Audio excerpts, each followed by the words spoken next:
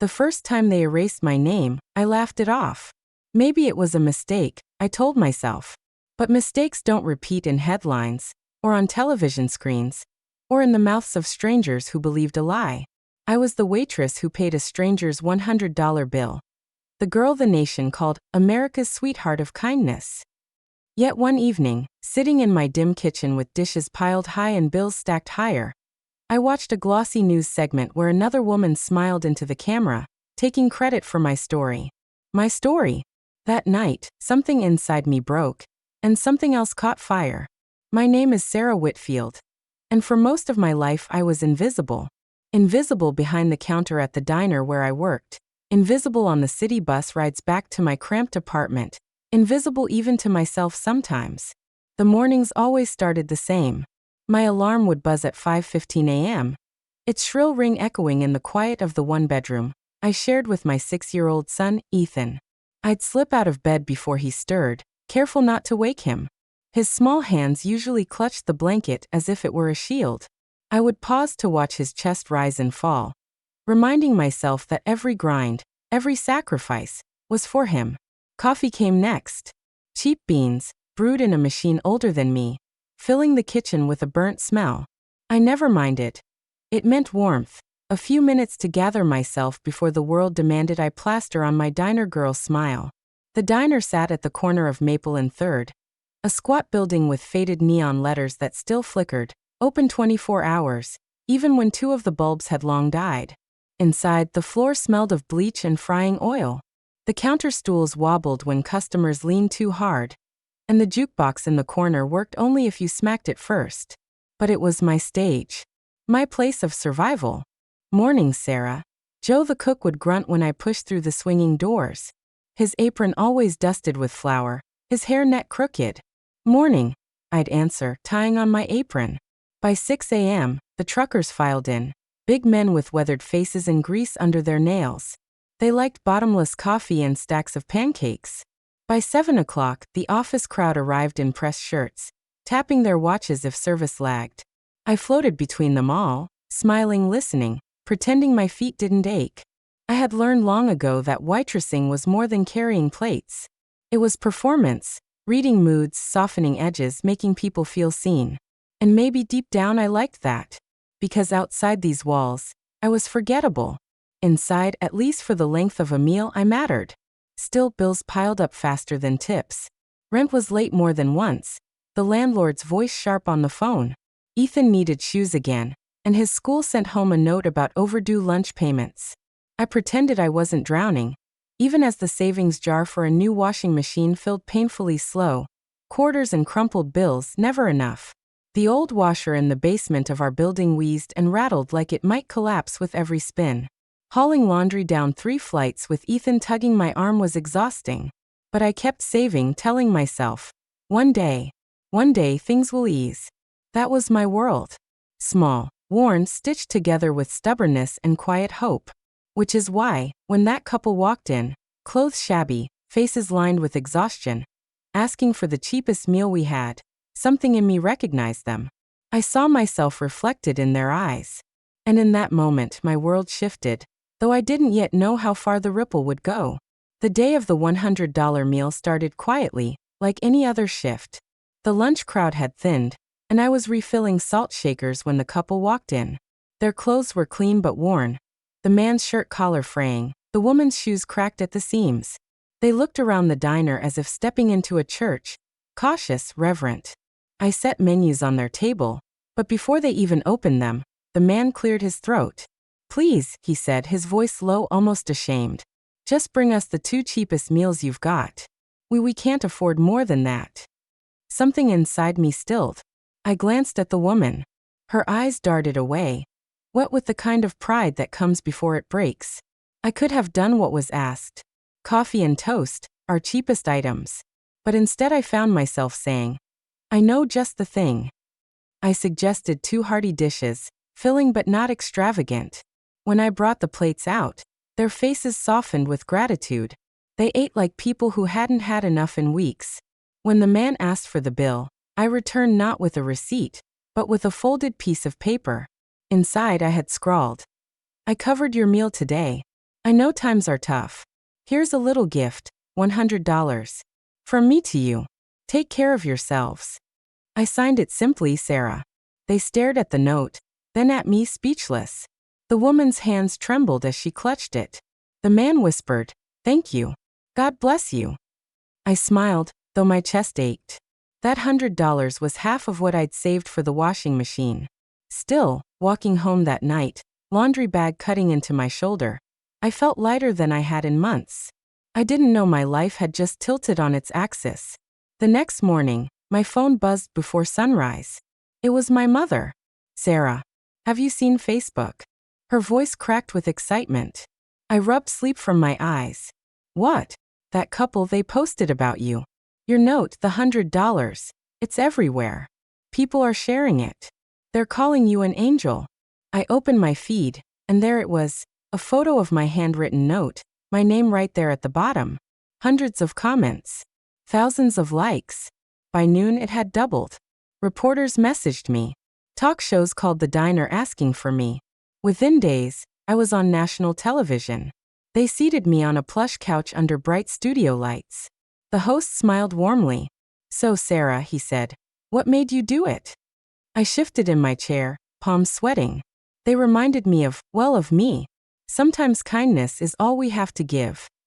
The audience applauded. Tears filled strangers' eyes. And then, out came the surprises. A new washing machine. A flat-screen TV. $10,000 in cash. Vouchers, gift cards. By the end of that week, I was showered with gifts worth more than $100,000. The country fell in love with the poor waitress who gave more than she had. But fame is a strange thing. It shines bright, then bends shadows in ways you don't expect. At first, it was little things. Articles calling me the diner girl of kindness, without mentioning my name. A morning show segment using my story, but showing stock footage of another waitress smiling at customers. Then came the shock that hollowed me out. I was at home one evening, dishes soaking in the sink, when Ethan tugged at my sleeve. "Mom," he said, "that's you." He pointed to the television. On screen was my story. The diner, the couple, the $100. But sitting on the talk show couch wasn't me. It was a woman I had never seen before. Her hair was glossy, her smile rehearsed. She told my story word for word. The audience cheered. The host leaned forward and said, "You're truly remarkable." And she nodded, as if she believed it. I felt my breath catch. My knees went weak. Ethan looked at me with confusion. "Why is she saying she did it, Mom? That was you."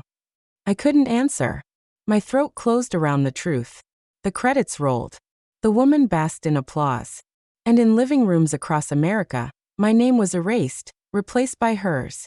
That night, I sat at the kitchen table long after Ethan had gone to bed, the glow of the television fading. The savings jar for the washing machine sat half full on the counter. I stared at it, numb.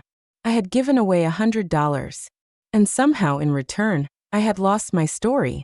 For a while, I tried to ignore it. I told myself it was just a mix-up. A greedy stranger cashing in on a viral story that had grown too big for me to control. I convinced myself people would realize the truth eventually. That my name, my note, would resurface. But weeks passed, and the opposite happened.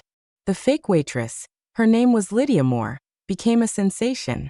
She was invited to galas, interviewed on late-night shows, photographed with celebrities. She wrote a children's book about the power of giving. Publishers printed her smiling face on posters, her hair curling neatly around her shoulders as if generosity had always been fashionable. And me?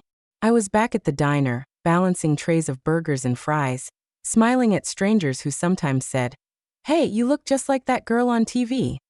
I'd force a laugh. People tell me that sometimes. Then I'd turn away, cheeks burning, while they posted selfies with their supposed brush with fame. At night, when Ethan was asleep, I scrolled through news articles. Lydia's name flashed everywhere. America's angel of kindness. The waitress who changed a nation. Each headline carved a deeper hole inside me. But the breaking point came in the unlikeliest place, Ethan's school. It was a Thursday afternoon. Parents had been invited for a character assembly, where kids got up to talk about values like honesty and kindness. Ethan was jittery with excitement. "You'll be proud, Mom," he whispered, tugging my hand as we sat in the crowded gym. When his class marched onto the stage, Ethan held up a poster he had drawn, a stick-figure waitress handing money to a couple. Above it, in crooked letters, he had written, "My mom is a hero." My throat tightened. For a moment, all the noise of the gym faded, and it was just me and my boy. Then the principal took the microphone. "Today, our students have been inspired by someone very special," she said. "A woman whose story shows us how kindness changes the world." She gestured to the projector screen. And there she was. Lydia Moore. Larger than life, her image filling the gym. Her smile beaming down at my son and his classmates. The room erupted with applause. Teachers clapped. Children cheered. Ethan's proud face faltered as he looked from the screen to me. Confusion clouded his eyes. "Mom," he whispered. Why are they showing her?" I couldn't breathe. The sound of clapping echoed like thunder in my ears. My hands trembled in my lap.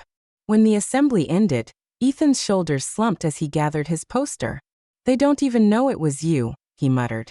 His voice cracked with hurt.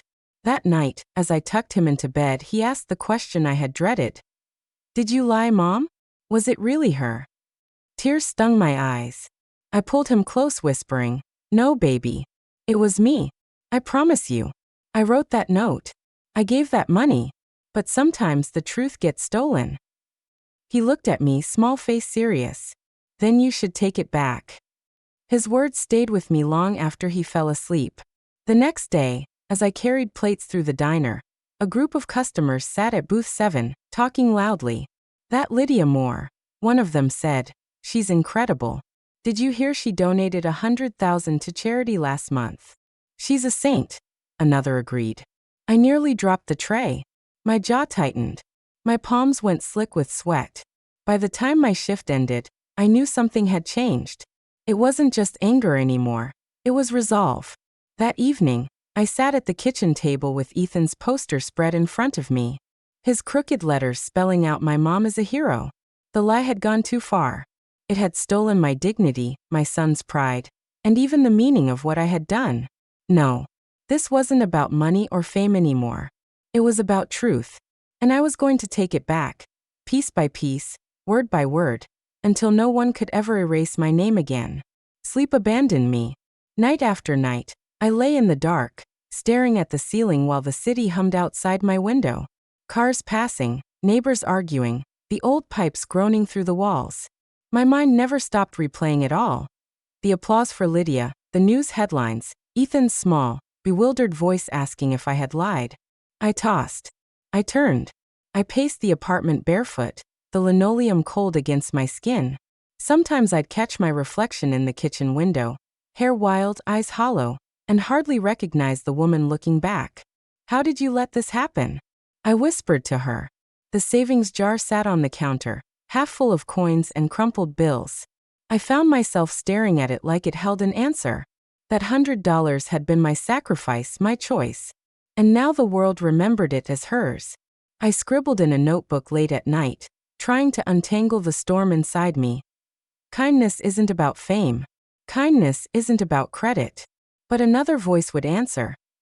Then why does it hurt so much to be forgotten? Why does it burn when they cheer for her and not you? I told myself to let it go, over and over. But then I would see Ethan's poster. "My mom is a hero," and the lie would rise up again, pressing against my ribs like it wanted to break me open. One night, I dreamed of the couple. They were sitting in booth 7, just as they had that day. The man's eyes were tired, the woman's hands trembled. They looked at me, silent, waiting. When I reached into my apron pocket, I pulled out the note I had written with my name signed in shaky pen. But when I handed it to them, the signature had changed. It wasn't mine anymore. In bold, practiced handwriting, it read, "Lydia Moore." I woke up gasping, heart pounding, sweat soaking the sheets. That was the night I knew this wasn't just about me. This was about truth. Truth mattered. If lies like this were left to grow, they became history. And I wasn't about to let my history be rewritten. The next morning, I sat at the diner counter during a lull. The coffee pot hissed behind me, and Joe the cook flipped bacon in the back. I pulled out my phone and scrolled through Lydia's social media. There she was again, in a glittering gown at a charity gala, cameras flashing. Her caption read, "Always remember, kindness costs nothing." Thousands of comments praised her. Sponsors lined up. She was building an empire on the ashes of my story. I clenched my jaw. My hands trembled, not from fear this time, but from something hotter, sharper. Joe wandered over, wiping his hands on his apron. "You okay, kid?" I hesitated, then asked softly, "Joe, do you remember that couple? The one I paid for? Gave the $100 to?" He frowned. "Course I do. Whole diner talked about it for days." Would you ever tell someone else it was me? If they asked?" Joe studied me for a long moment, his gruff eyes softening. "Sarah, you did what you did. Nobody can take that from you." "Not really." I nodded, but inside I thought, "Oh yes, they can. They already have." That evening, I dug through the shoebox where I kept old receipts, letters, scraps of life. And there it was, the carbon copy of the register slip from that day. My handwriting on the back, where I'd scribbled the note before tearing out the final version. Proof. I held it in my hands like it was gold. My heart pounded. Suddenly, I wasn't powerless anymore. I thought of Ethan's words. "Then you should take it back." For the first time in weeks, sleep came easily. Not the restless tossing, but a heavy, determined sleep, like my body knew it was gathering strength. Because now I had decided, I would take it back. No matter how long it took, no matter how many doors slammed in my face, I would set the record straight. And when the truth finally came out, it would burn brighter than all of Lydia's lies combined. The morning after finding the carbon slip, I felt something I hadn't in weeks: purpose. My hands shook as I packed Ethan's lunch, but it wasn't the tremble of fear anymore. It was energy. After walking him to school, I sat at the kitchen table with my notebook, listing every step I could think of: gather proof, find people who remembered, contact reporters. Don't give up.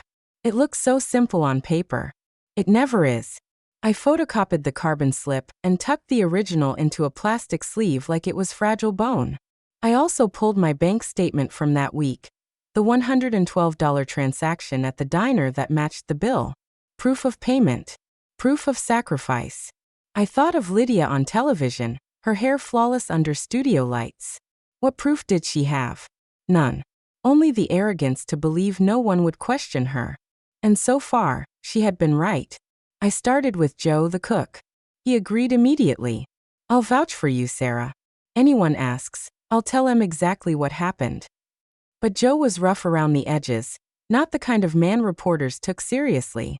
I asked a few regular customers too, truckers, an elderly woman named Martha, who came in for pie twice a week. They remembered the couple, remembered my note. But their memories were hazy on details. None had seen the exact words. None had held the $100 bill. "Sorry, dear," Martha said, patting my hand. "I believe you, of course. But I'm just one old lady. People won't listen to me." Her words stung more than I admitted. I drafted emails late into the night. Subject lines like, "The truth about the $100 story, and you've been interviewing the wrong woman." I attached scans of the receipt, the bank statement, even a photo of Ethan's poster. I poured my heart into the words, pleading for them to see the lie. Days passed. Most never replied. A few sent polite rejections. One message burned itself into my mind. "Dear Sarah, thank you for reaching out.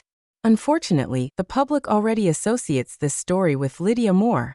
At this point, revisiting the details may only cause confusion. We wish you the best." Confusion. As if truth was an inconvenience. I tried social media. I posted the receipt, my story, my face. Some friends shared it. A handful of strangers believed me, but others accused me of being jealous, of trying to steal Lydia's moment. One comment cut deep. "If you really cared about kindness, you wouldn't care about credit." I closed my laptop, hands trembling with fury. They didn't understand. This wasn't about credit, it was about being erased. Weeks blurred. Between shifts at the diner and caring for Ethan, I fought to keep momentum. But the world kept celebrating Lydia. She was invited to meet the governor. Her book hit bestseller lists. She announced a partnership with a clothing brand, her face plastered on billboards. Everywhere I looked, Her lie grew taller, stronger, while my truth shrank in the shadows. One night, exhaustion broke me. I sat at the kitchen table with the receipt in my hand, tears streaking my face. What if it doesn't matter? I whispered. What if they never believe me? Ethan padded into the kitchen, rubbing his eyes. Mom. I wiped at my cheeks quickly. Go back to bed, honey. He walked over, stubborn as always. Don't cry. You said truth matters. If you stop, then she wins. His voice was small but steady. I looked into his eyes and saw more courage than I'd felt in weeks. And something inside me steadied again. The next day, I tried a different approach. Instead of chasing big networks, I went local. Small-town papers, community blogs, even church newsletters. Finally, a bite. A young journalist named Anna Reyes emailed me back. Sarah, I believe stories like this deserve the truth. Could we meet? We arranged to sit down at the diner after my shift. Anna was in her 20s, with a notebook that looked too big for her small hands. But her eyes were sharp, curious. Show me what you've got, she said. I laid everything out. The receipt, the bank statement, Ethan's poster, even Joe, who shuffled out of the kitchen to confirm my story. Anna listened carefully, scribbling notes. Why now, she asked. Why not just let it go? I took a deep breath. Because my son thinks liars win. Because truth should matter more than who looks good on TV.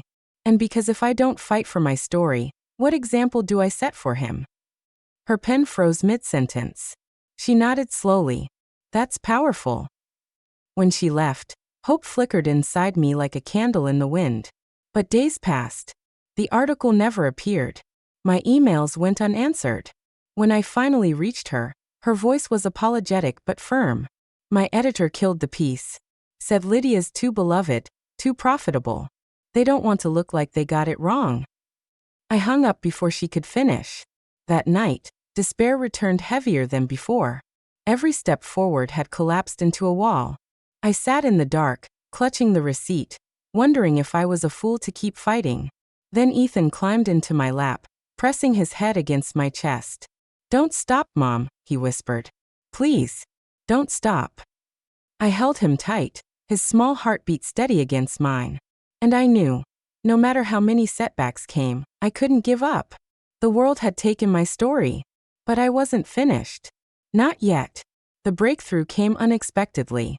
It was a Tuesday morning when Joe stormed into the diner, grease still smeared on his apron. He slapped a folded newspaper onto the counter where I was pouring coffee. Look at this, he barked. I frowned, smoothing out the paper. Lydia's face smiled up at me again, but this time the headline was different. Local hero to receive National Humanitarian Award. The ceremony would be held in the city, televised, attended by senators, CEOs, reporters from every outlet. Lydia Moore, basking in glory once again, her lie written into history. My stomach dropped. That award meant permanence. Once she accepted it, the story would be sealed forever, etched into the public record. Joe's eyes were fierce.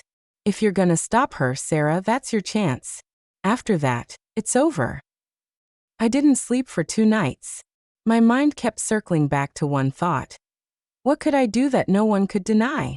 I had no stage, no cameras, no voice big enough to match hers. But I had truth. And one thing more powerful than a headline.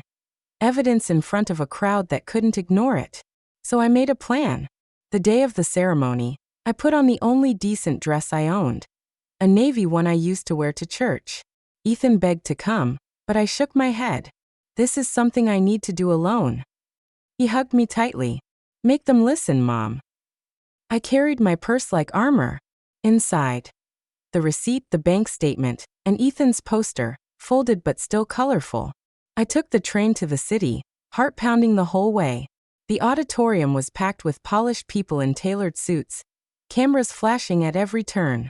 Security guards scanned badges at the entrance. I didn't have one, but desperation sharpens courage. I waited until a small group walked in together and slipped behind them, keeping my head low. My hands shook as I found a seat near the back. The stage glittered with lights. Lydia walked out in a shimmering gown, hair styled like she was royalty. The applause was thunderous. She smiled, that same polished smile, and began her speech. I've always believed kindness is the simplest yet most powerful gift, she said. Years ago, I saw a struggling family in a diner, and I gave them what little I had. That small act changed lives. It reminds us all. I couldn't breathe. She was telling my story, my sacrifice, my son, like it was hers. And the audience was eating it up. I stood. My knees wobbled, but my voice rang louder than I expected. That's a lie. The auditorium went silent. Heads turned. Lydia froze mid-sentence, blinking into the lights. I clutched the microphone stand at the aisle. That story wasn't yours. It was mine. Gasps rippled through the crowd. Lydia's smile faltered. Excuse me? Security. But I pulled the plastic sleeve from my purse and held it high. This is the carbon copy of the receipt. August 12th, diner on Main Street. Table 6. A $112 bill, paid with a $100 tip. Signed by me, Sarah Miller. Cameras flashed. Reporters surged forward. I kept going, my voice trembling but fierce. I was the waitress. My son drew a poster for me, and I slipped it inside the envelope with the money. That's how she knew the story, because she was the customer I served. She took my kindness and sold it as her own. The room erupted. Shouts, questions, murmurs of disbelief. I unfolded Ethan's poster, holding it up. The paper was worn, the crayon colors faded, but the words still blazed. Thank you for being kind to my mom. Gasps turned to whispers, then outrage. Lydia's face drained of color. That's not true. She's making this up. But Joe's voice rang out from the back of the room. He had followed me. It's true. I was the cook that day. I saw Sarah write that note. I saw her slip that poster in. She's been telling the truth all along. Reporters spun toward him, notebooks scribbling, cameras zooming. I locked eyes with Lydia. For the first time, I saw fear there. Her mask cracked. This isn't about fame, I said, voice breaking. This is about my son watching the world reward a liar while his mother's truth was buried. I won't let him grow up believing lies when. The audience exploded, some shouting questions, others booing Lydia. Security moved uncertainly, unsure who to escort out. But it was already over. Because truth, once spoken aloud, cannot be swallowed back. That night, my story was everywhere. Not because I begged reporters, but because they had seen it themselves. The receipt, the poster, the confrontation. Headlines shifted. Waitress confronts author. $100 kindness story stolen. Talk shows replayed the clip, analyzing every word. Public opinion turned fast, brutal. And Lydia? Her book tour collapsed within days. Sponsors cut ties. By the end of the month, her name was poison in the media. But for me, it wasn't about her downfall.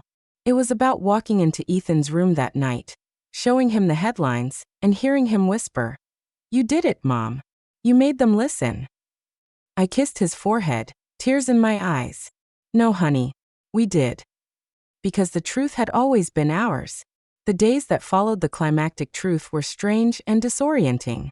Reporters still called, but now their questions were gentle, reverent. How did it feel to reclaim your story? What will you do with this moment?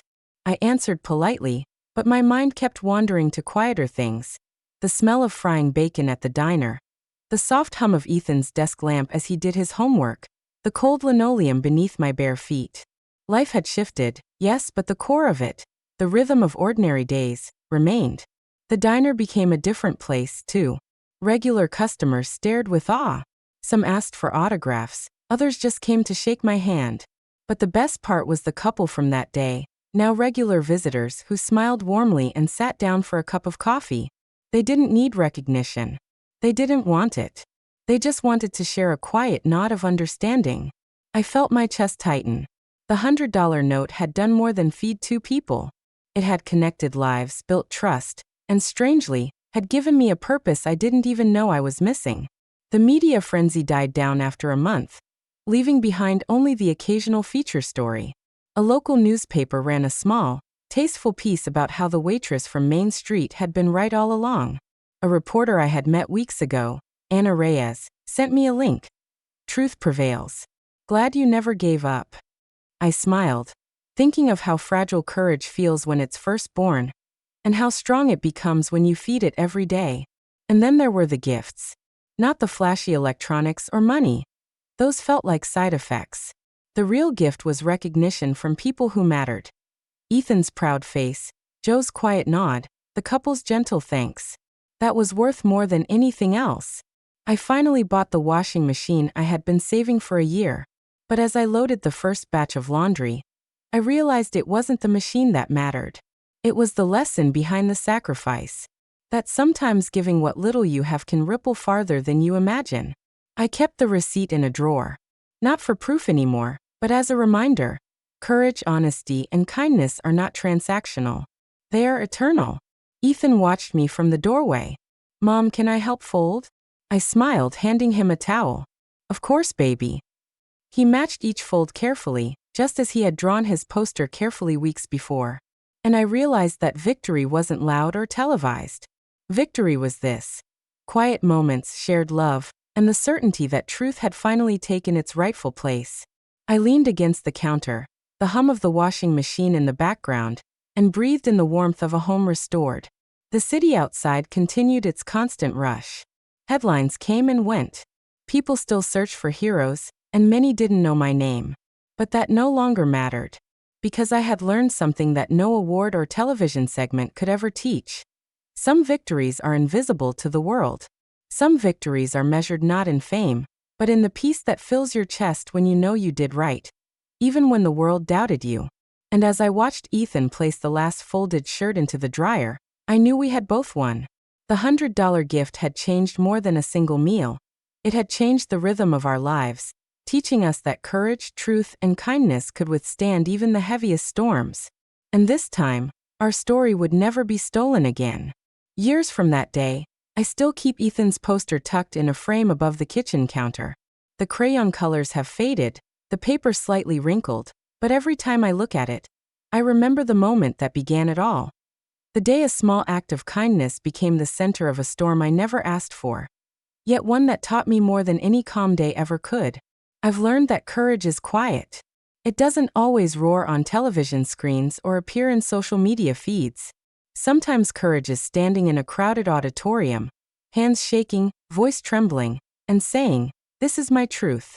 Sometimes it's choosing to give what little you have, even when no one will ever notice.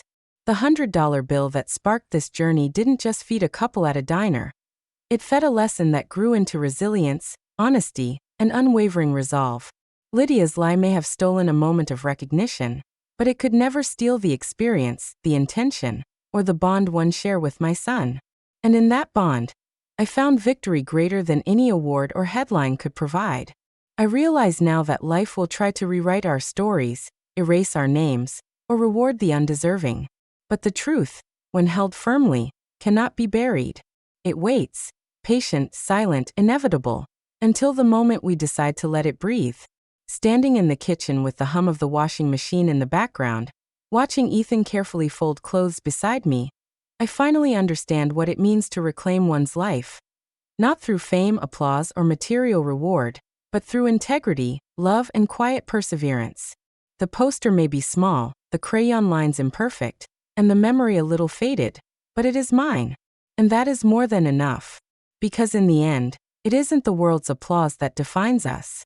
It's the courage to act rightly when no one is watching, and the strength to tell the truth when everyone else is listening to a lie. And that truth, however long it takes, will always find its way home.